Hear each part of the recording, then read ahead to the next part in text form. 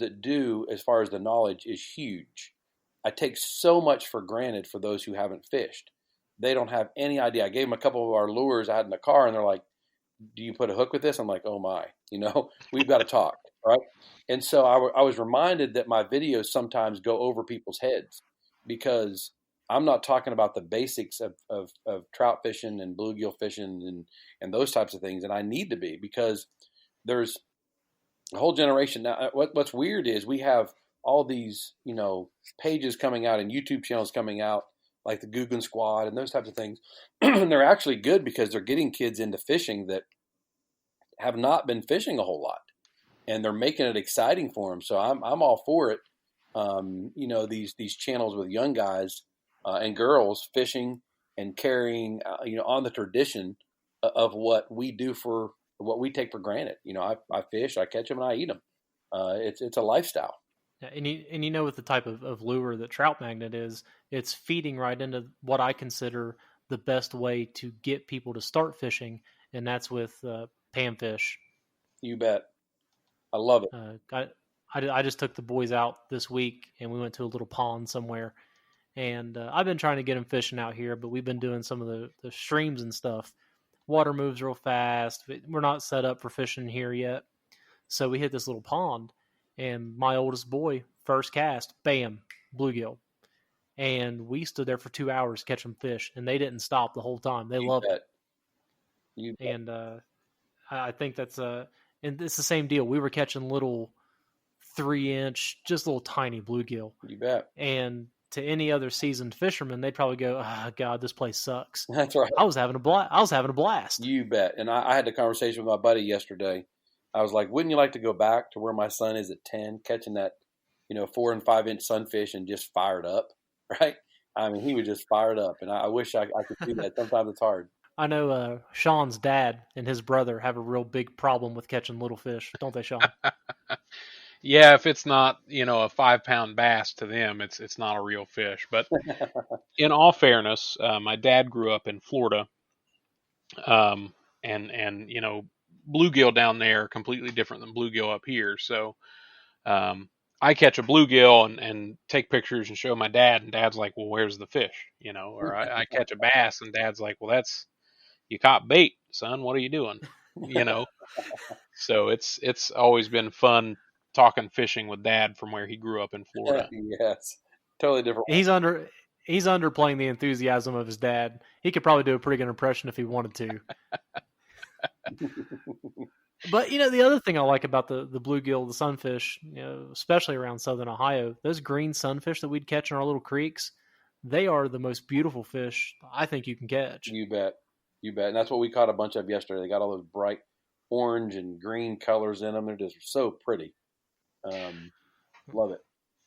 Now, I through the research that I do, since green sunfish was mentioned, and it's something that I've never really remembered and had a chance to talk to anybody else about, I learned that green sunfish are an invasive species, or considered invasive, in New Jersey. Are they? I mean, is there any kind of restrictions on any of the panfish in your area or anything like that? Because I know here in southern Ohio, we don't care. They're panfish. That's right. It doesn't matter if it's a red ear or a pumpkin seed or whatever it is. They're all bluegill here. So yeah, and that's kind of the way it is here too. It's one of those things where it depends. Everyone has different names they call things. Like the green sunfish, down here, it looks a lot like a goggle eye, right? Mm-hmm. Because they have that same look, that long rock bass type look. And I can see where people might call them an invasive species. Down here, a lot of people don't like goggle eye, which, and I'm sure a lot of people would call a green sunfish a goggle eye. They look a lot like a goggle eye, what we call goggle eye. And so, yeah, there's some people that would call those types of things that aren't a true bluegill, that are longer, like round, like a panfish is. Mm-hmm. But no, down here, for the most part, I mean, those that fish the streams, they might not like the goggle eye. In fact, I was talking to one of my buddies yesterday, and he was talking about the goggle eye, and how he just was annoyed by them, because a lot of times if you're fishing for smallmouth, you'll catch some of those bigger goggle eye. Oh yeah. With the bait you're using. So, but not an invasive species though by any stretch. Now see, around here, if we hit any of our streams or moving water, or especially Lake Erie, the fish that people hate and that we run into a lot is the sheephead or the freshwater drum. That's right. And Zach and I, we always talk about the freshwater drum. We go back and forth about them. I love them. I think they're a great fish to catch. And Zach hates them. I know. Because I thought we were going to get one episode in without talking about them. Yeah.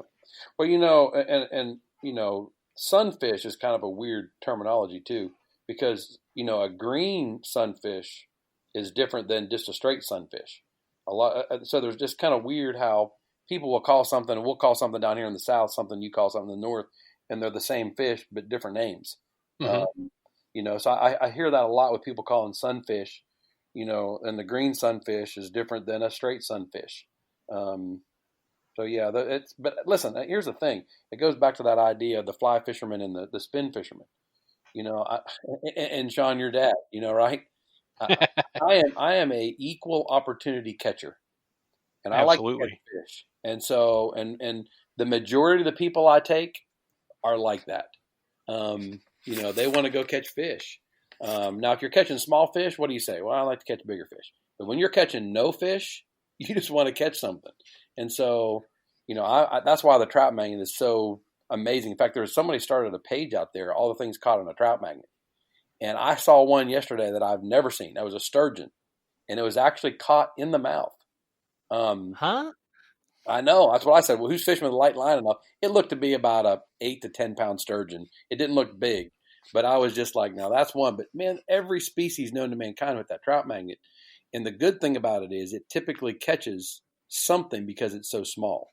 You catch fish with it. So that's kind of why it's become so popular. So how did was it a natural progression moving from the trout magnet into the crappie magnet and the fin stuff? Yeah, but I messed that stuff all up because, when we first started selling the trout magnet, Walmart came to us because we were killing it in their stores and said, if you make a trout product, we'd be interested in it. Well, I put together, at the time I was using the trout magnet for crappie, so I thought if I make this thing bigger, it'll work. Man, that was wrong. And so I made it bigger, and it just didn't work. And I sold it for a couple of years. It caught fish in small impoundments, but in deeper water, it just didn't work because I thought crappie would like that same flat fall that trout did. They do not like that slow fall a lot of times. They want something to come down and stop real quick and then look like a crappie magnet. So it wasn't until 2 or 3 years in, I got a call from a guy in Nashville, Tennessee, that, again, God brought me this person for sure. One of my relatives had taken some stuff to him at church, and he's like the local legend there in Tennessee, just the guy that everyone goes to crappie fish. And he goes, hey, I took your bait. And he said, I didn't think much of it. And that's exactly what he said, I didn't think much of it. He said, but and he said, I'm catching more fish on it now than I have on any other bait that I've got. And I'm like, you might be my new best friend. And so I went over and visited with him, and sure enough, he found out what they really wanted with that style of bait. We changed our bait, made it different, and from that point on, the crappie business has been a whole lot better because it changed the way I thought. I mean, you just have to fish with the best fishermen that are out there with the style of fishing they're fishing and see what the crappie want.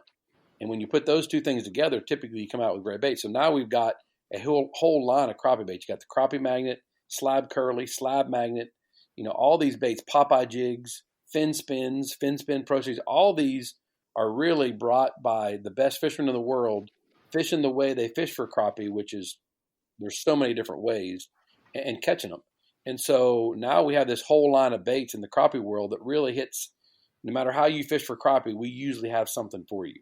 Now, trout, they like to eat a certain way. There's really not a whole lot of other ways to fish for them. But these crappie, man, that's a whole different world.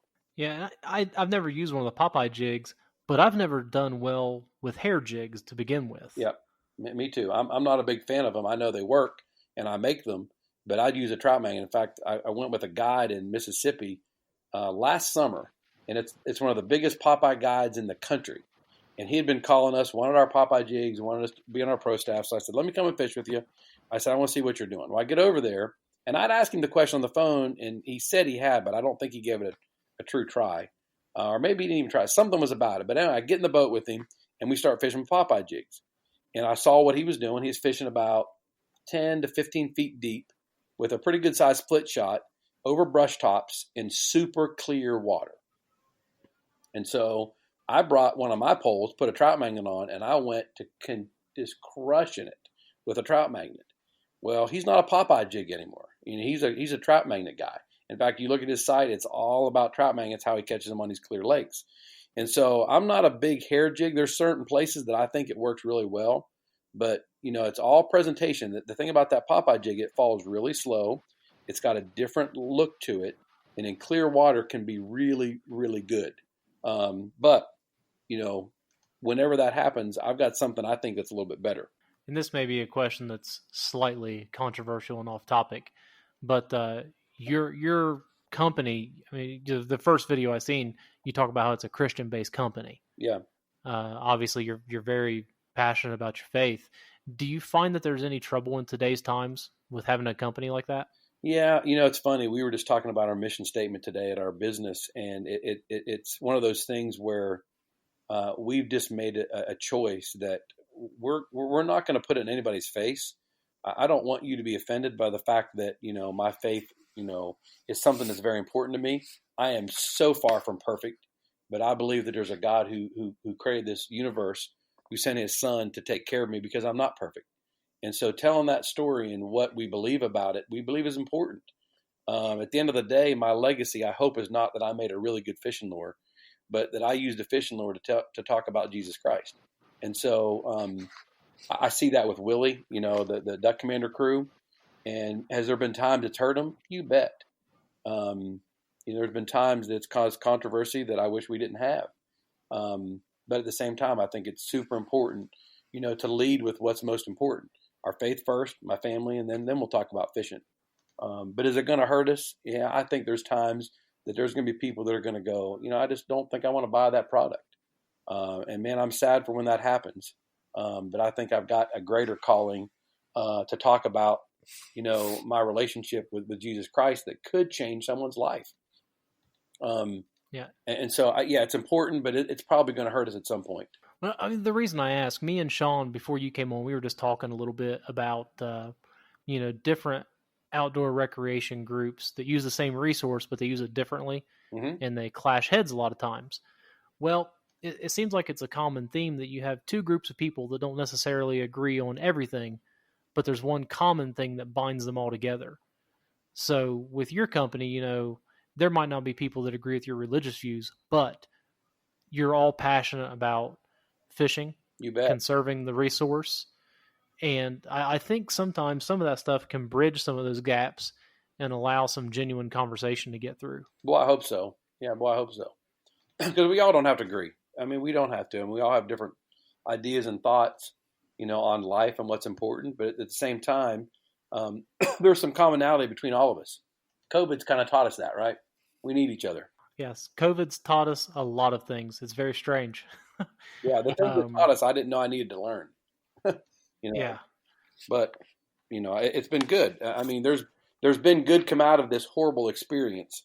And I'm just so sad for all those that have, been sick and died and really the businesses that have suffered from it. Man, I'm just, my heart goes out to them. I thought we were going to be one of them. When this all first started, we all took a big deep breath and went, man, this is happening at a really bad time for a fishing lure business that sells the majority of its products in April, May, June, July, and August, right? And so there's been a lot of businesses hurt. The fishing industry as a whole was not one of them. No, they've issued, 90,000 more fishing licenses in Colorado than the same time last year. Wow. Oh yeah, it's made a big difference. I mean, you can't go anywhere without seeing someone fishing. You bet. Yeah, that's what's happening out here too. Sean, you got any more lure questions?